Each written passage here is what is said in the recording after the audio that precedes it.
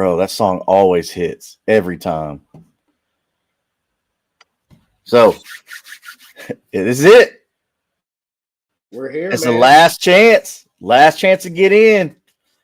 Week 14. Dude, this is the whole season is culminated to this. If you've been riding that fence all season long, just trying to say, oh, well, maybe I'll grab that waiver ad, or maybe I'll spend this much fab on that. If you didn't, and you ain't even close to making the playoffs, should have listened. Should listen to your boys. I don't know what to tell you. We're out here trying to make fantasy royalty. Bro, it's crunch time, Slayton. Yes, sir. Tell them what's up with you, brother. And hey, I'm just blessed to be out here with no week 14 buys. Feeling real good for all you Christian McCaffrey owners. RIP. I'll pour it out for y'all. I know it's going to be a rough week watching him not get any points and your team just fight for its life. So I don't know, man. I'm feeling pretty good. Only got 2 leagues that didn't make it out of the 11, so I'm feeling pretty confident this year. Best ball still ripping. Got some pretty good leagues in that one, so I guess we're gonna see what happens here at the end of the season, man. Yeah, for sure, man. So we already got some early morning ins and outs. Yep. Have you been tracking that this morning? Yeah, man. I know that they announced Roma Dunze out. He's been out for a minute. Drake London's not going to come in this week either. I know a lot of people had a little bit of hope for Mike Evans to make an appearance this week. Mike Evans ain't going to make it in either. I did see that Chris Olave is questionable. I don't know if he's going to make it in, but I mean, I wouldn't be out there against that. But to each his own. Yeah, I think Chris Olave, you're gonna have to keep an eye on that one. Yeah. Who else did you hear today? So as far as our ends, big deal about Jaden Reed being back since week 2, going out with that fractured collarbone. I know he was really, really wanting to be a big deal. I know a lot of people were wanting him to be a big deal too.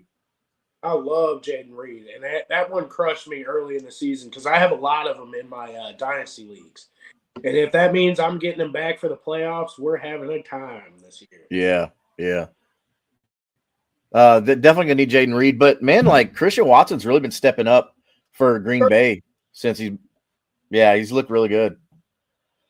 With Amarion Hampton is going to be back this week. Yep. So there's that. I know a lot of people are happy about that. I did see that Maserati Marv, man. I seen that he's out this week too. So no Marvin Harrison. Yeah. That's not great for Harrison owners, but if you're one of the ones who are holding on to Michael Wilson, I mean, that's good news for you right there. I mean, I wouldn't say it's great news. They're playing that Rams secondary, so we'll see. True. Stick with the Cardinals, bro. Like, did you see where they're talking about how Kyler Murray's not coming back? Mm-hmm. Bro, is Kyler Murray done in Arizona? I think so, man. I to be brutally honest, I think it's his time. And I think what the deal is if they don't get rid of Kyler, that coach is gone too. I think that's kind of it's either him or me, and he's showing like, hey, I can do it with Jacoby Brissett. It's Kyler, So I think that's kind of what's being conveyed to the ownership right now, and I'm rather interested to see what happens with Kyler. I hope he gets start somewhere else, somebody that can actually utilize him correctly. But I don't know, man. Like I have the gut feeling that this is the last we've seen of him in a Arizona jersey. Yeah, I mean, there's a couple players that we're looking at that is probably they're done in their teams. I mean, Tyreek Hill most likely done in Miami. Kyler Murray most likely done in Arizona. I don't know what other teams you think are done in their teams this year. What other players you think are done in those teams this year? Man, shoot, that one's a hard one for me because like there's not a whole lot glaring. I know Fields is probably gone. If I'm being honest there, like he's probably done.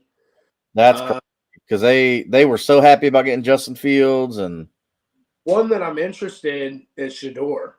I think that there's a good possibility that, they either get their shit together and kind of give him the nourishment that he deserves now to kind of like boost him up and see if they can run something with him, or, at least put him into a system that would, utilize him or at least give him the attention to try to succeed.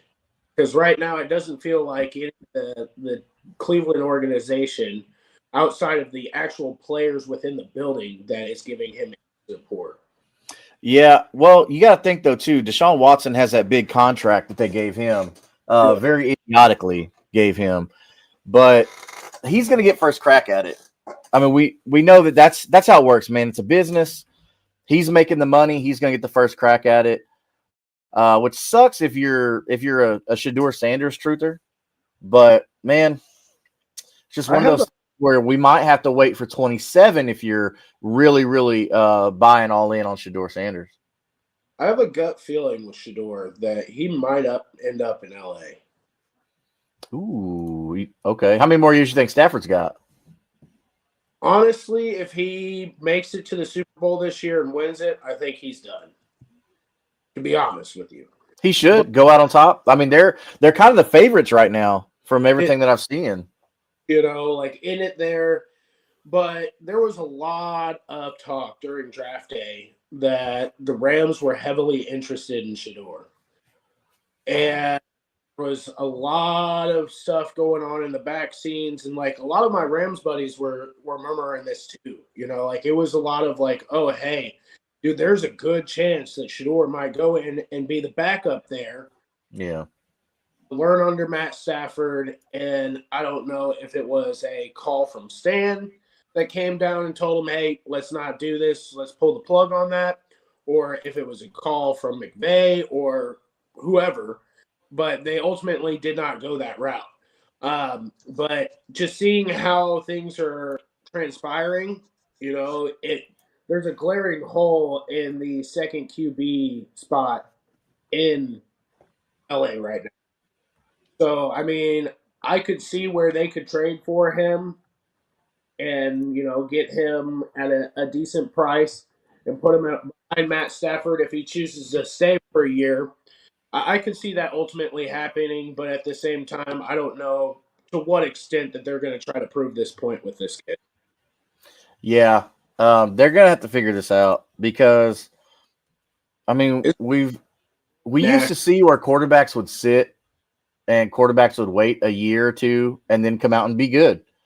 Yeah, But now it's like, man, all right, we're gonna draft you. You're gonna be thrown to the fire day one. It's like, man, sink or these swim. kids, yeah, these kids can't do that. There's one the NFL game. It's the best of the best in college are playing in the NFL.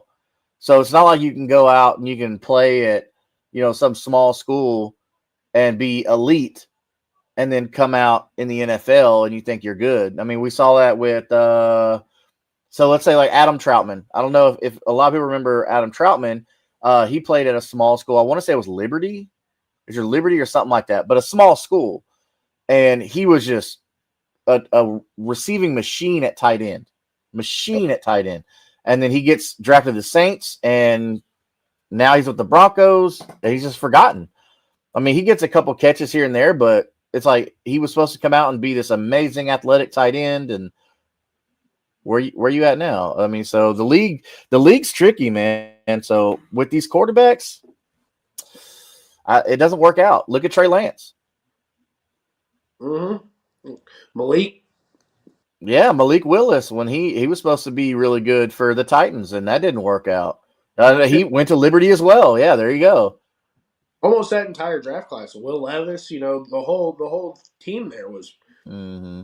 there was a lot of glaring holes in that one there.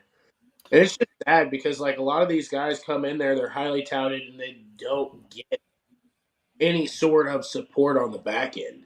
And it's like, man, like these guys could be phenomenal, but nobody's taking the time. Like you draft these guys to be at peace, and then like there's no connection. There's no. It's all disconnected. Now I'm starting to see like a lot of these guys are stop trying to force the connection by drafting these guys. They're a lot of them are drafting like a quarterback and a wide receiver, kind of like how Cincy's done. Kind of like a couple of these different teams where they have a QB and a wide receiver that went to the same school Yeah. Yeah. after separate years to have that built-in chemistry to make up that offense. And Right. trying to like oh okay, we're just going to draft this random guy and hope that he fits into the organization, which is wild. But to each his own. It's just kind of And it crazy. doesn't help that they have coach turnover. Like, there's a reason why you're drafting a quarterback in the top 3 spots because your team sucked. And then Yeah. now you've got a new coach in, and then 2 years later, he's gone because he couldn't win because you didn't do all the other things. I mean, yes, look, I get it. When there's a generational quarterback coming out, I get it. But if Yeah. it's just some run-of-the-mill quarterback, don't waste the draft pick on that. Like, trade back and build where you need to build. Offensive line. How many teams are we seeing right now where their offensive line is horrible, but they have a good quarterback? I can give you 2 right now: the Jaguars and the Texans. Cincinnati, Cincinnati, there you go. Ravens. And they Like even paid Joe Burrow. That's the thing. You're paying this man all this money, but you won't protect him. what about Pittsburgh? What about Chicago? I mean, like I can keep going on. Like half of the teams in the league, their offense is a dog shit, man, and it's just Yeah, sad because because this draft class isn't great for offensive line. they're just getting killed back there, and I'm like, man, Yeah. come on now. This is a good draft class for defense, but Yeah. not for offensive line at all. No. So if you need to protect a quarterback, you're going to have to really, really figure it out. Like, you're going to earn your money, Mr. GM. You're about to earn that paycheck because you got to figure out, especially how to keep an elite guy like Joe Burrow. Because for my money, I don't think there's a better quarterback throwing the football than Joe Burrow. Mm-hmm. I don't, man. I'm sorry. But you've got the NFL. You have to keep these guys upright. Mick Lipper, we miss you, brother. Hope you're doing good out there, man. So 175 premium. He's talking about tight ends. Who do I sit? Sit Goddard, Kincaid, Dalton Schultz, or Harvey? Okay. So 3 tight ends and 1 running back. Sitting Hey, RJ Harvey's gonna be tough, dude. hey,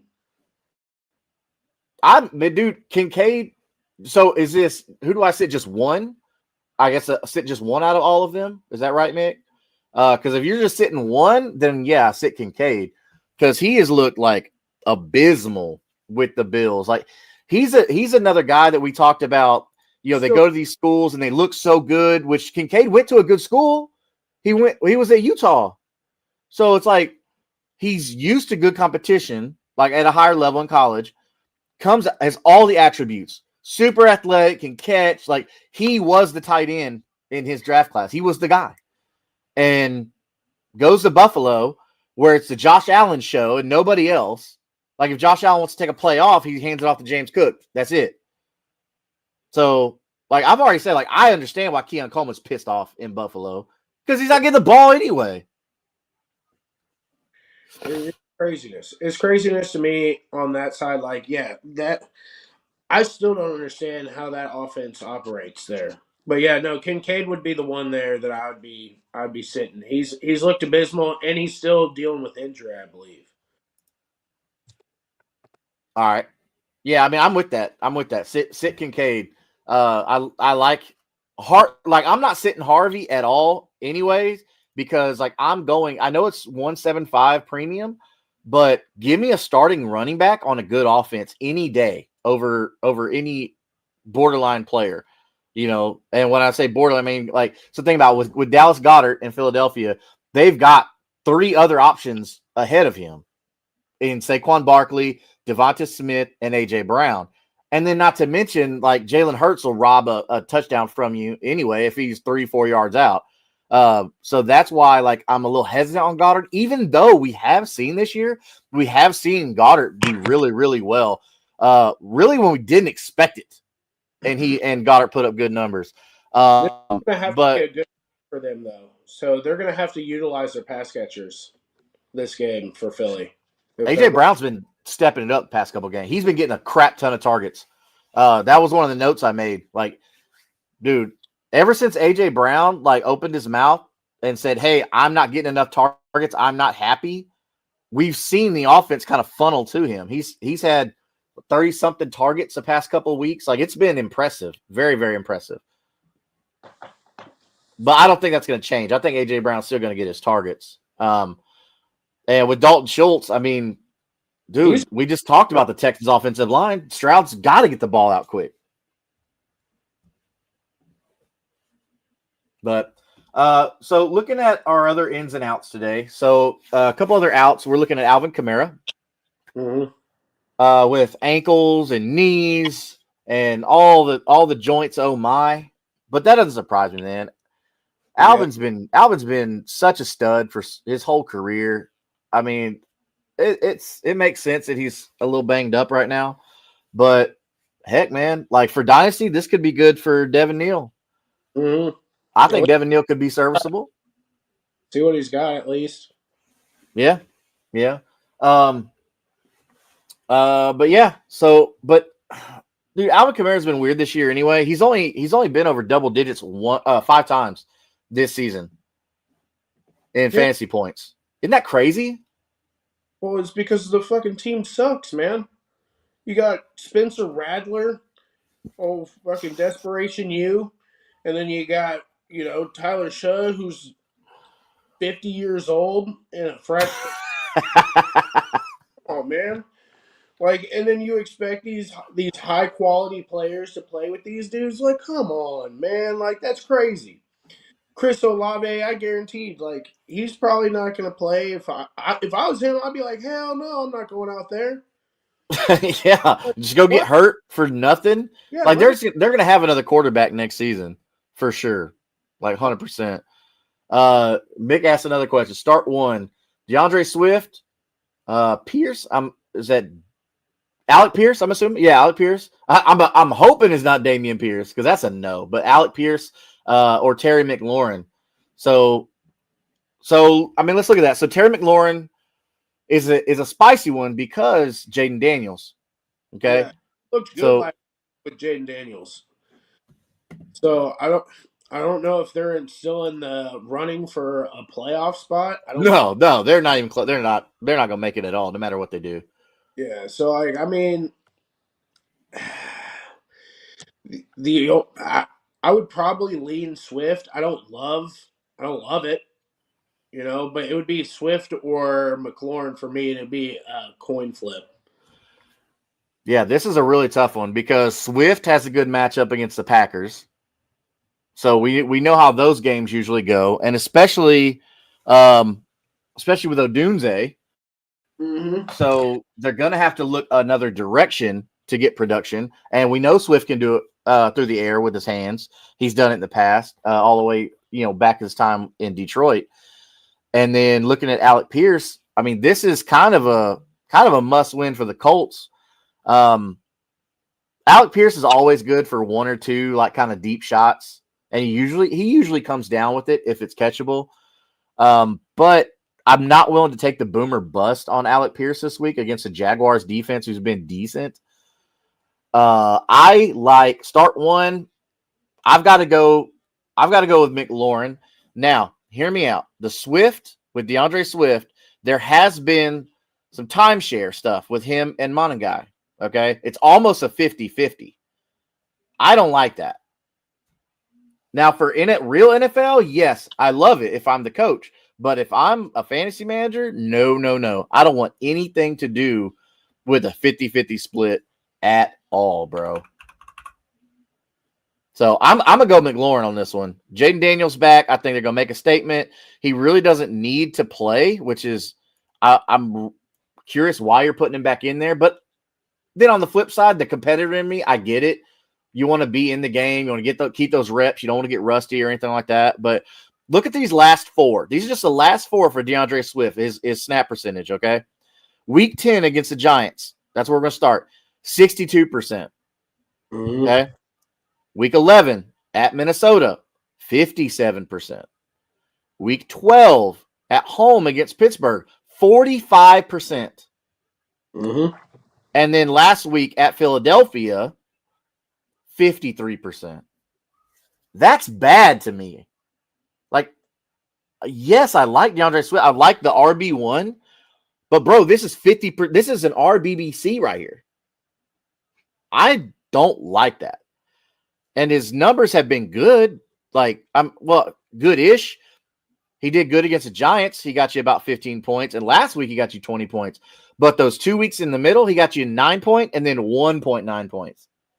Mm-hmm. So, as long as they're doing this, I can't be confident in DeAndre Swift as long as they're splitting almost 50% every game.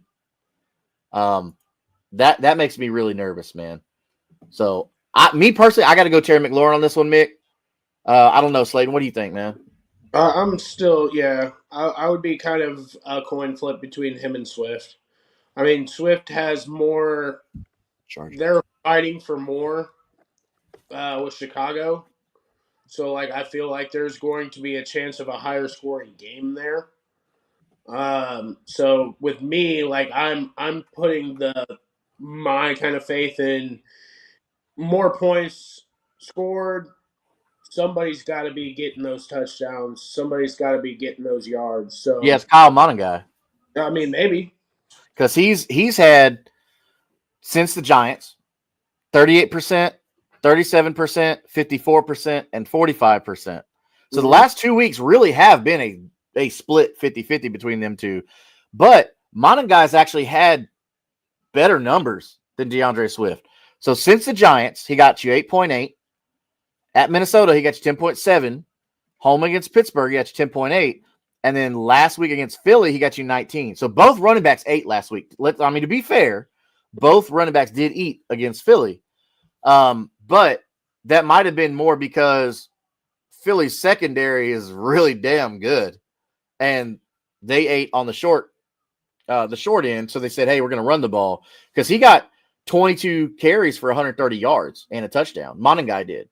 Yeah. 22 carries is what you see some teams have with one running back. But my thing is like, where is DeAndre Swift operating? Now, they do use him in the slot sometimes. They use him a lot of swing routes, Texas routes, things like that. Exactly. I will give you that. But my process is it's going to be a lot of short dump off. He doesn't have to get all of his bread on the touches. You know what I'm saying? He can get some of his bread off of, gadget plays, catching off the line there, doing screen plays, doing that type of stuff. He can still get his there. He's not getting that many receptions, though. That's the problem. Or targets, for that matter. So, last week, he only had 2 targets and caught one of them for 13 yards and no touchdowns. And then points there. You know what I'm saying? Yes. Like that. But my thing is like, if you're looking for a floor to make the playoffs, the other two are very boom bust for me. You know what I'm saying? That's fair.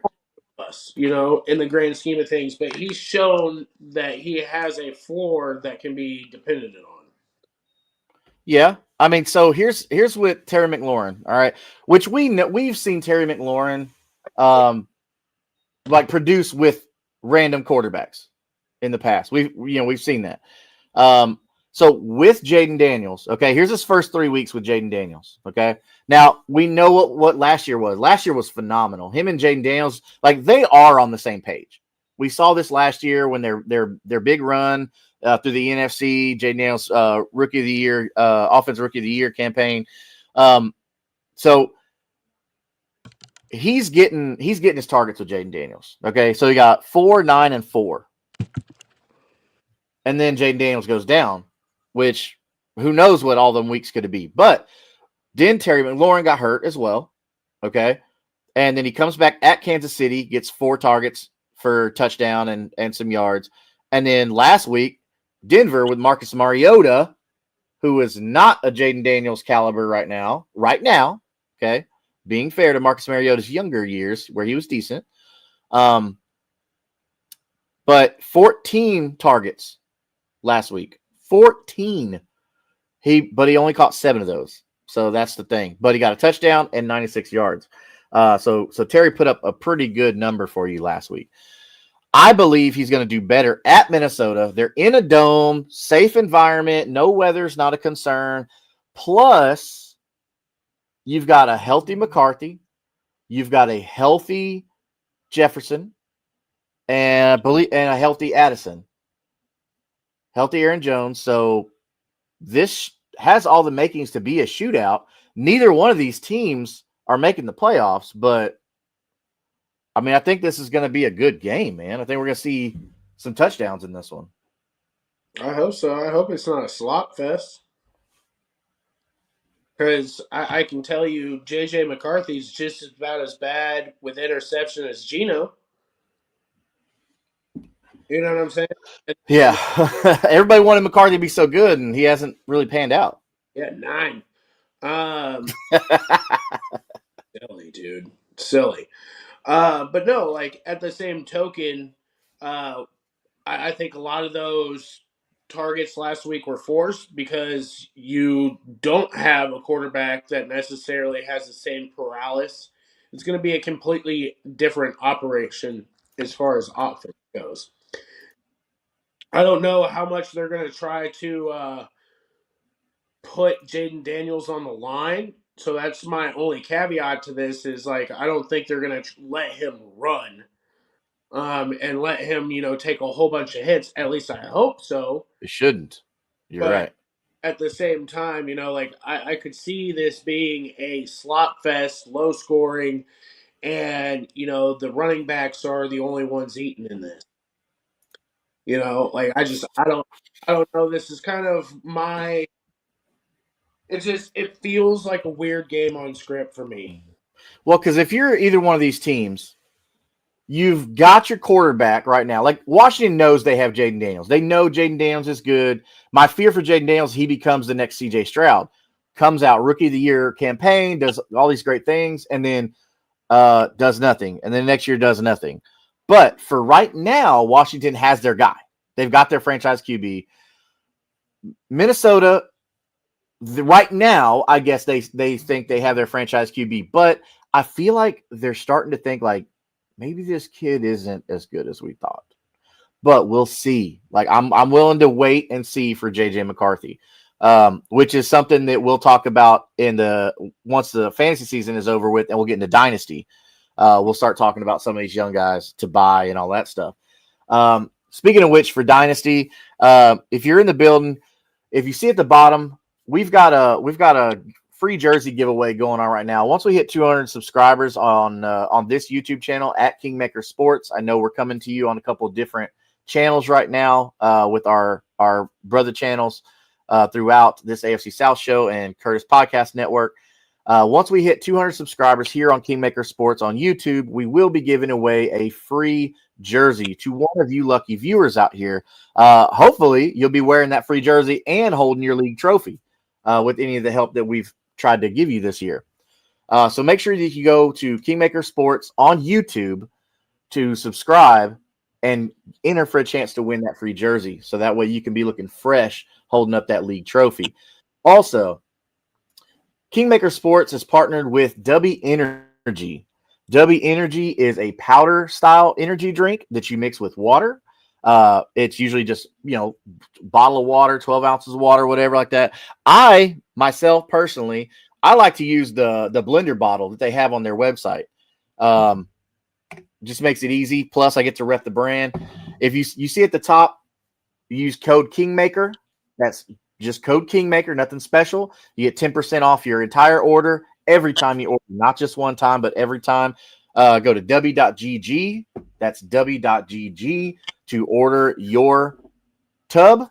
And man, I tell you right now, like I'm loving the Chainsaw Man, which is the blood orange one, and I'm loving the yuzu fruit, which is like a Japanese lemon essentially.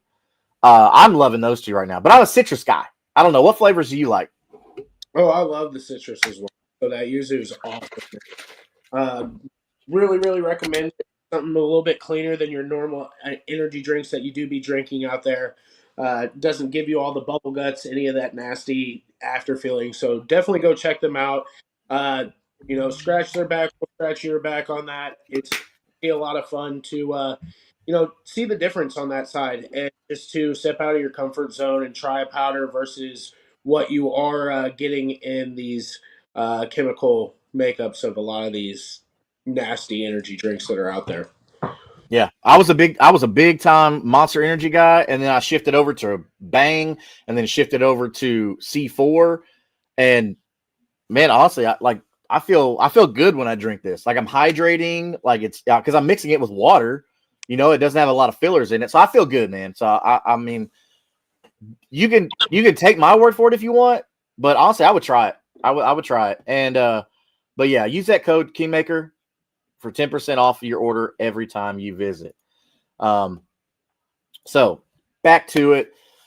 We've got another one from Mick. Brother is on it this morning. He says, same thing, 175 tight end premium, start 2. Okay, so we got 2 options here. This is nice. So Aronde Gadsden, that's one of our favorites here on this show. Darren Waller, who's back this week, or was back last week. Woody Marks, Jaden Reed, who is back this week after being gone since week 2, and then Jaden Higgins, which is somebody else that we love on this show. So let's look at the matchups. As we always do, let's look at the matchups. First, let's look at Aronde Gadsden. Okay. The Chargers are playing Monday night. So prime time, it's just them, all eyes on me. If you know that song, We Can Be Friends. Against the Eagles, though. But this Eagles team looks like a very beatable Eagles team this year. Mm-hmm. What's up with that? Y'all might know that reference too, and if you know that reference, then we can be friends as well. That's the Hurricane from WWE. I don't know if you viewers out there watch WWE or not, but what's up with that? But yeah, man, so Aronde Gadsden playing against the Chargers. I mean, against the Eagles. Very good secondary Eagles. I mean, you think he's going to be able to find some room to work? Well, just like you were saying, their secondary is fantastic, but he works a lot over the middle and short distance. So maybe he can stick underneath the defense there and be able to do a little bit of work. And I know a couple of those wide receivers in that group is banged up. We are getting a Hampton back, so I don't know if that's going to affect some of those targets that Aronde was getting. It's out of the piles of turds you had there, Mick. I would think this was one of the shiniest that you got in that pot. One of the shy turds. I don't really trust Darren Waller because I don't really trust the Dolphins offense outside of Devon Achane. Absolutely not. Yeah, and he's him. Did you see his post that he put out there? He said he didn't need a gender reveal. They knew he was him. Woo! Dude, you got to love that big energy right there. I was like, all right, yo. Respect that. Man, you bring up a good point with the targets because Amaron Hampton is really good with through the air too. Because before he went out and got hurt, so here's his first 5 games of the season. Really, I mean, he's a rookie, so his first 5 games as an NFL player as targets. Now this is targets. Okay, he got 2 at home against Kansas City, 2 in Las Vegas. He got 7 at home against Denver, and he got 5 at New York, and then he got 6 at home against Washington. And he caught pretty much he catches everything he's thrown except for 1. He's got 2. He's got 2 passes that he dropped in his first 5 games, which is really good. He didn't get any receiving touchdowns, but the targets are really nice for Amaron Hampton. Oh, yeah. Now, on the flip side of that, Aronde Gadsden, he has actually been getting a lot of snap share. Okay. So, yeah, he started the season off really, really slow, 20%, 40% in that range. But this is since Gadsden's breakout game in week 6 at Miami. Okay. This is after Hampton went down. Okay. So to further implement what you said, because Hampton did not play week 6 and on until now. Mm-hmm. Aronde Gadsden stepped in. 75% snap share, 79, 77, 80, 52, 88, and then bye week, and then last week had 70% snap share. So he's on the field. Mm-hmm. Like, homie is getting some looks, okay? Now, let's look at his targets. His targets are really, really nice. Since Hampton went down, okay, his targets are as follows: 8, 9, 5, 5, 6, 5, and then last week he had 2. But dude, he's doing good, but he's only caught 2 touchdowns, so that's kind of concerning. You have a valid argument, the Hampton Gadsden. So I think this is going to be a telltale game right here. Are you willing to take that risk on Gadsden, or do you think that's going to be money right back to Amarion Hampton? And that's something that we got to see on tape here is that Omarion Hampton is ready to come back at a full capacity. He had a fractured ankle, so that's like, coming back at like a full 100%. Like this feels a little bit rushed, if I'm being honest with you. But at the same time, I don't know, man. Like you think the Chargers at 8-4 are rushing him back because they know, like, hey, we've got to beat the Eagles. We got to, like, they're in crunch time mode. Yeah. And like, I'm sure that he's young and he's a competitor, so he wants to be back as well, but he's a rookie. You know what I'm saying? Like I don't know what the rate of re-injury is on that, but I'm sure it's not lovely. You know what I'm saying? Like, yeah, I mean, because the Chargers, like, why would they bring him back if they're not competing? First off, I mean, we know they are. Yeah, but I don't know, dude. Like the Broncos, clearly have the top spot in the AFC West. They have the top spot, hands down.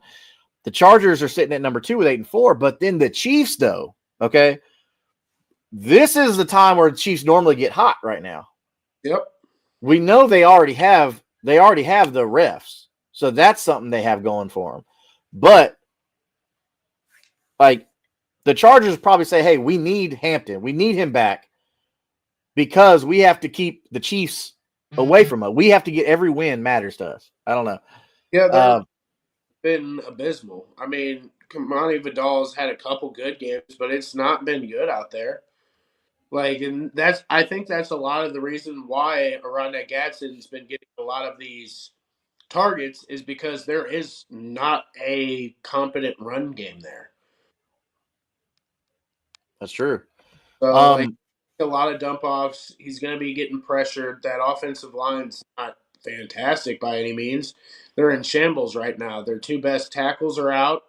Like it just does not feel right for me to put a rookie running back out there knowing that your offensive line is just shredded right now. He's coming off of a fucking shattered ankle, brother. Like, what are we doing? What are we doing? Do we think that he's still going to be able to cut as hard? Like mentally, think mentally too. Rookie 1, okay? Veterans don't come back mentally the same after they come back from an injury like that, especially where it requires you're using your body to shift direction. This is a big, strong boy right here, okay? Like Amarion Hampton ain't some little guy like Darren Sproles. Like he's shifting some weight out there. Yeah. Do we really think that this ankle of his is going to hold up to when he drops that, 220, 230 pounds, whatever he is, just digs that cleat in the dirt? I mean, are we seriously going to think here? Like, look, I get cortisone shots are a real thing, but like, do we really think he's not going to be like, oh, damn, oh, that hurt last time. Let me not do that hard. And then now it's like he's gone. No, he's not 100% right now. Yeah. Like physically, you can be 100%, but mentally, it doesn't make a whole lot of sense to me, but I mean, I'm not paid to make these decisions, so I guess. But to answer your question, Mick, I would probably go with Rondé and most likely Woody Marks. I don't have any faith in Waller whatsoever, and Jaden Higgins is going to have to. Like, I don't know. They're playing the Chiefs there. It could be a pretty high flying game, but then again, like I don't know what is going to come out of that game. To be honest with you, I think it's going to be a massive HN game against the Jets. Yeah. Because like the Jets are bad. Honestly, I didn't think the Dolphins will win 5 games, but I'm with you. Like I don't think Waller is worth the start. I mean, could he come out and get like 10 targets? 100%. Like he could. Yeah, I mean, there's always the outcome of something crazy happening, but at the Yeah. same time, like I don't love it. I don't love The it. appeal to me about Darren Waller is one, like obviously we know Tyreek Hill, right? I Yeah. don't I don't have much faith in Tua's arm until he shows me like, hey, he can get back to form. I don't have much faith in Tua's arm to be able to reach a speedster like Jalen Waddle because I something's going on with Tua right now, man. I don't know what it is. Like I think that he's just not invested in the game anymore. I think he's just playing because of his contract. I don't think Tua even gives a crap about football anymore.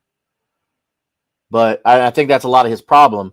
But that's just speculation. I could be completely wrong, but that's just kind of the vibe that I'm getting from him. But yeah. So as far as Darren Waller, not really gonna put my trust in him. But the dude could come out and get 10 targets, just out of desperation. We see weak arm quarterbacks. They love the tight end. Now watch Um, go out there and do it in sheer spite of us. yeah, exactly. So Darren, please look, man. Like you can ask Mick when he gets on the show. Like I went and picked up Darren Waller on waivers as soon as I heard that he made the Ravens team, and bro, he was awesome. He came out, blew up, and I sold that dude for an early second, I believe, early second, maybe late first. I can't remember, but I was happy about that. That was probably one of the greatest free agent acquisitions I've ever made. Was Mr. Darren Waller. So two Texans on this list. That's a tricky one. So you got Jaden Higgins, Woody Marks. So Jaden Higgins is probably going to see targets just because Nico Collins is going to be covered up. I mean, they're for all rights. They should be looking. The Chiefs should be looking to lock down Nico Collins. They should, which is going to leave Jaden Higgins open. But I do believe that Chiefs defense is good enough to be able to figure that out. I believe in Andy Reid. Like Andy Reid puts people around. Was it Spagnola is the DC over there now? Mm-hmm. So Woody Marks, I really like me some Woody Marks, man. I ain't gonna lie, but this can be a tough one. I don't know. And then Jaden Reed, the only problem with the Packers is so many damn mouths to feed. Mm-hmm. Oh, And I need to see him play a game before I can even make any sort of an assessment on him. Like any guy that's coming back from an injury, I gotta see him play before I put him in my lineup. Like it's a weird thing for me. Like I'm not going to put myself in that situation because 9 times out of 10 they come out, they have a quiet game. It's only very seldom that somebody comes in and just goes crazy right off their injury. yeah. Which is why I want to lead Gadsden so bad. And I want to go Gadsden and I want to go Jaden Higgins. And the only reason I'm saying Jaden Higgins is because Nico's going to be their priority. That's the only reason I'm going with Jaden Higgins. But on the flip side of that, they don't have a reason to respect the run game, the Texans' run game. Yeah. So they may not even give any respect down on the line. They may just play an extra corner the whole time, knowing that Stroud's got decent receiving options out there. So this is a tough one for me. But I do want to go Gasson. I believe in what you're talking about with Jaden Reed. And Woody Marks is really good out of the backfield. He could come out and get like 6 targets. Mm-hmm. But as far as rushing touchdowns, I mean, have to be like within like 5-10 yards. I mean, they're going to have to be in the red zone for that, just because of Chris Jones and just how good that Chiefs defense can be. Loftus, all those. Yeah, yeah, exactly. So I'm going to go Gadsden. I'm going to go Gadsden. I'm going to go Jaden Higgins. And you said you went with who? Gaston and Woody. Gadsden and Woody. So hopefully, Mick, that helps you out, bro. I know you and I want to see Gaston succeed. We're big fans of him. But looking at uh so are you nervous about Jaden Daniels coming back from that dislocated elbow? Because that thing looked nasty. Like, did you watch that game when it happened? Oh yeah. I thought he broke it. I think we had another one of those situations last night in the UFC. Oh, so I didn't watch that one or the boxing match last night. I actually had a paper I was working on for one of my classes for art history. So I had to go to a museum, look at a couple exhibits, and then write a whole paper and stuff like that. So, yeah, I got two of those museum papers I got to do because I'm doing 2 art classes at the same time, and I'm not even getting an art degree. That's the thing. These are core classes. They're core classes. What are you going? Yeah, tell me why I got to learn art history as a core class. Core class should be like, for? huh? What are you going to school for? Kinesiology has nothing to do with art or history. That's silly. So I think it just justifies them getting that tuition money. But hey, that's all right though. Hey, my time in the Army's paying for that. GI Bill's covering for that. But still, like, I feel like you're robbing the student here. Like, why are you doing that? It has nothing to do with their degree or a core class. But I digress. Bro, how crazy was Jahmyr Gibbs on Thursday? He went crazy. Can we just name him King of the Week already, or what? Should. We're not even starting our Sunday games. That's the crazy thing. It's Thursday Night Football. He's already King of the Week. Yeah, that was a good game, dude. That was a solid game. I enjoyed that game quite a bit, man. It was pretty good on all cylinders. I'm pretty sure most of all of your playmakers got you some sort of points. Yes, on Thursday.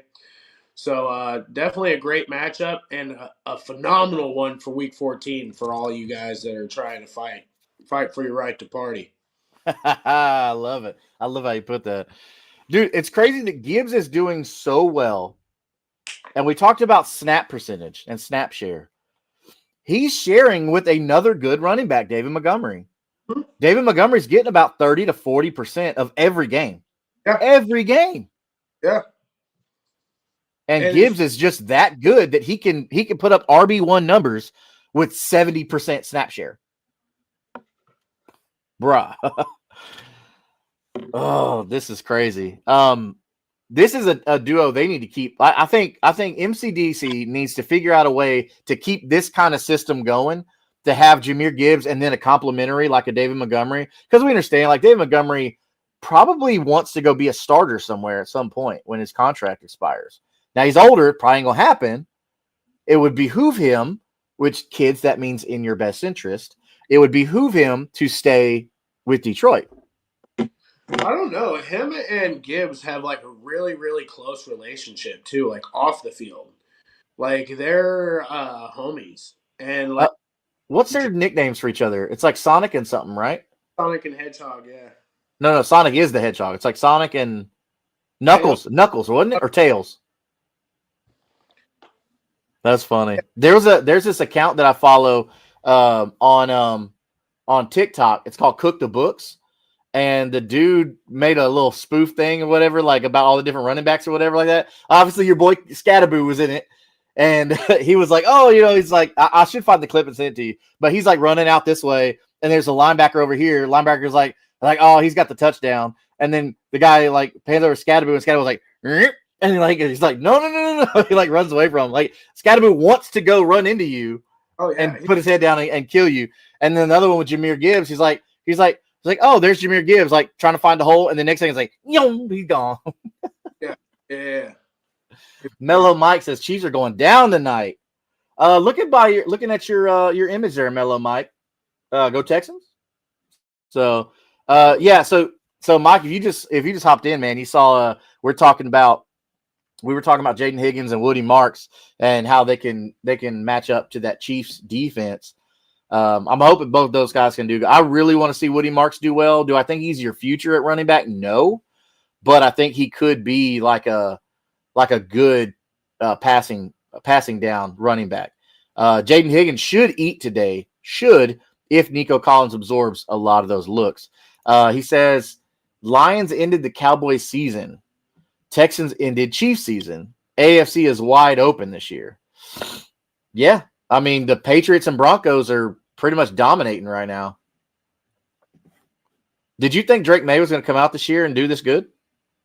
No, absolutely not. And especially with Josh McDaniels as his OC, because that dude's a fraud.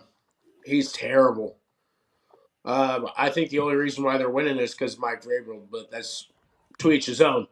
But yeah, he's playing out of his mind this year, and he should definitely get some nod in MVP. You know, like I think he should be in the running there pretty heavily. But yeah, no, dude. Like I think that it's definitely an eye opener for everybody because I don't think there was too many people that were huge on Drake May coming out. He was kind of the one that was overshadowed in that class. Yeah, him and like I wasn't really big on Bo Nix. I'm still kind of not. I was I feel more. like it's more Sean Payton, but both these teams, like you mentioned Mike Vrabel, both these teams, the Patriots and Broncos, they have really good coaches.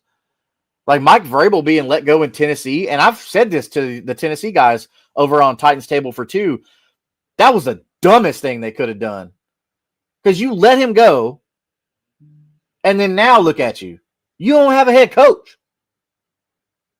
No, they were What? trying Brian Callahan run, trying to see if he could fix that offense. I'm like, brother, What? off. What? What did Mike Vrabel do wrong?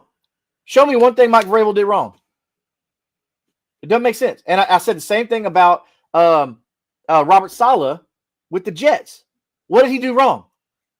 He coached the players you gave him, but you can't make a turd into a diamond. It doesn't work that way. You have to at least give him a piece of coal to put pressure on to make a diamond. You got to give the man a piece of coal. I don't get it, man. I don't get how some of these people could just like quickly just say, "Oh, you know, we're not done, or we're done with you. You're not winning games." Like that's because you're giving me crap to work with. But anyways, Mello says Woody is comparable to Kyron Williams. Agree. He gets consistent yards on the ground, picks up the blitz, and is a better option as a relief valve receiver. And bro, that's today's running back that I like. I mean, not all of them are going to be your Jahmyr Gibbs. Not all of them are going to be your Bijan Robinsons, your Jonathan Taylors. Like, they're not all going to be the CMC, okay? Which CMC is big enough he can run, but he can run through people if he wants to. But your Woody Marks, like, yes, like he has all the intangibles you want in an RB1 in a good system, a modern NFL system. Now, obviously, we ain't lining up no fullback back there no more, like our true fullback. That's not like everybody doesn't do that anymore. But no, for the system that you want to run in today's NFL, he's it. He's. I'm not gonna say he's. I'm not doing that. I was gonna say he's him, but no, I ain't doing that. But yeah, no, I agree with you on that one. So let's do a rundown real quick. Let's look at some matchups, and then we'll head out. I know a lot of people are really anxious to get their last get that last playoff push, to get this win to get into the playoffs. Or if you're already in the playoffs, you've already got locked in, then you're just sitting back drinking beer, watching football today. You ain't got nothing to worry about. So let's start with Colts Jaguars. They're in Jacksonville. This is for the first place in AFC South, which could ultimately mean the playoffs. Both these teams should make the playoffs if they continue to win. But Yeah. what do you think is going to happen in Jacksonville? You think anybody's going to stand out today? Jonathan Taylor. Jonathan Taylor's going to stand out there. But I don't know how to feel about this game. I really don't. They have a higher, one of the higher point totals for the over under. I think it like just under 45 or like 44.5 or something of that nature. And like Daniel Jones is dealing with injury. So that's worrisome to me. He hasn't looked right in the last couple weeks, so that kind of bothers me. Jags, I don't know how they slop their wins, but somehow they keep slopping their way to wins. And it's aggravating because that team is not good. It's not good. So I don't know. Like I feel like both of these guys are fighting for the first team to be out of the playoffs. Yeah, you may be right on that. They definitely got to figure out what's going on with Daniel Jones. His mobility, you're right, is lacking right now. Um, and he's not one of those, throw it 30 times a game quarterbacks either. He's not that guy. But they're gonna have to depend on Jonathan Taylor today. So like he's the only one that I have faith out of any of these offenses. That and Tyler Warren. I would Yeah. take shots at Tyler Warren because he does get some smaller dump off. I wouldn't be surprised if he got a touchdown today. But yeah, that's kind of where I'm at on that. Yeah, I'm with you, man. So this is kind of a weird game because I like Trevor Lawrence. I think Trevor Lawrence is a good quarterback. And I've said that plenty of times. Even on our guys Third and Teal, their show over there, which if you're a Jags fan, go check them out. Really great guys, real knowledgeable, exciting shows to watch too and listen to. But I was telling them about, I think Travis Etienne's a good running back. I think Trevor Lawrence is a good quarterback. But they got to put all the pieces together. Liam Cohen is starting to look like it's working out, like he knows what he's doing. And I think, hey, give him a little credit. But they're still missing a quality offensive line to be able to give Trevor Lawrence time. Now, we see now that Trevor Lawrence wasn't that generational guy that we all thought he was. I did too. Jesus, Yeah. everybody talking like he was the golden boy, that he was the golden goose for fucking ages, never lost a game since he was in Pee Wee football and all this storyline bullshit that they're trying to feed me. And I'm like, dude, like I don't see this guy that good. And like I was the first one to be like, man, like I hope this dude dives off a cliff when he gets to the NFL. Like I hope that it's a rough, and it's been every bit of that. And like it's the same thing. Like I'm so tired every year that there's this, generational quarterback. This dude's the next coming of Jesus. They did it with Caleb Williams. They did it with everybody, dude. And I'm just over it, man. Like, these I'm kids, still not on the Caleb Williams train on that. it's I'm not, still not. it's not the same. And like they just need to stop putting so much pressure on these guys to be this spectacular, like one of a kind. Like Jaden Daniels, he got pushed a little bit there of like, is he going to be good? Is he not? So uh, Ezekiel or Ezequiel Ruiz says flex Monangai or Addison. Mungai. Addison's been terrible, dude. Yeah, so we were talking about the snap percentage, 50-50. I mean, Yeah, Mungai, he's going to have a higher floor for you, I believe. Granted, they are playing Green Bay, but it's a division game, and normally those division games get ugly. So you always have a higher scoring total there. I do believe that they're one of the higher scoring games totals that are out there this week. And then Addison, like I don't have any faith in JJ. Dude's been throwing like 2-3 interceptions a game. It feels like I'm just like, buddy, get on. Like this is terrible. They need to reevaluate something. Like yeah, I'm with you. Kyle Monangai is my pick here.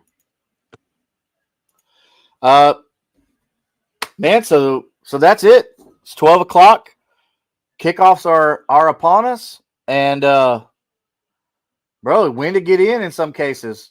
So hopefully the three of us. I know this morning you're just seeing Slayton and I, but hopefully with Slayton, Big McLipper, and myself, hopefully we've been able to help you out this fantasy season. All right. We've talked about a lot of waiver wire ads. We've talked about a lot of guys, sleeper guys that you should stash. And those stashes usually have worked out. You stashed Travion Henderson, worked out pretty good for you. You drafted Tyler Warren late, worked out pretty good for you. So there's these little things like that the three of us here on Kingmaker Sports really take pride in ourselves in doing, is being able to deep dive. Okay. It's real easy for a lot of shows to say like, oh, start your Josh Allens this week. Yeah, no duh. But it's harder to put in the time to be able to watch the film, dive deep into this, into these stats, these storylines, snap percentages, all that stuff you hear us talk about on the show, to be able to give that to you. Which is funny because we love doing this so much. It has actually hurt us in our leagues because the people that we're in leagues with watch the show and listen to the show and like, oh, he likes it. I'm gonna go sneak him up off waivers real quick, or I'm gonna go trade for that player real quick before he goes. So, but look, we don't do it for that, man. We do it to make all of you out there winners and champions. Okay, so hopefully this season has worked out for you. We appreciate you coming in and tuning in and subscribing. We look forward to the playoffs, which start next week, week 15, week 16. Those are going to be real critical, okay? Those matchups we're going to be looking at a lot on Tuesday, okay? Tuesday at 9:30 p.m. Central Standard Time. We will be breaking down the most important parts of the playoff, the fantasy playoffs, okay? So, without any further ado, Slayton and I, we would like to thank you for joining us this Sunday morning. I've got a golf game to go get to, so I will see everybody here Tuesday night, 9:30 p.m. Central Standard Time. Slayton, you got anything for the people out there? Oh, man. Hey, let's go J.J. McCarthy plus over on interceptions. And, hell, throw another Geno plus interception on Geno's that. money, baby. You've been making so much money off Geno interceptions. He did get me he did get me back last week. He didn't throw an interception. So, I mean, I'll cut my losses. But, hey, you know, it's been a surefire bet for you can't win them all. So hasn't he thrown an interception every game this year except for 2, something like that? There's only 2 games that he hasn't thrown an interception. I do. Yeah, so I say you're up all that. Yeah, and then J.J. McCarthy, same deal. So I mean, get those in, get your and I know with underdog right now, you can still bet on it even though the game has started. So let's ride. All right. Well, from everybody here at Kingmaker Sports, we appreciate you tuning in, and we will see you Tuesday night at 9:30 p.m. Central Standard Time. Let's go Peace. get boys.